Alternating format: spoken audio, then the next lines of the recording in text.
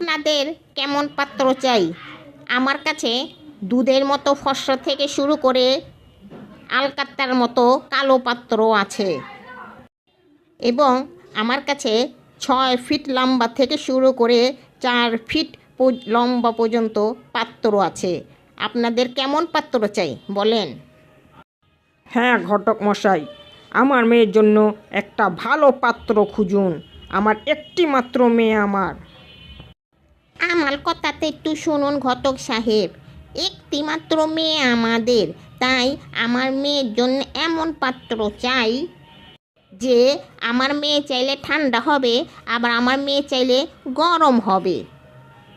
ও তাই, তাহলে এই নিন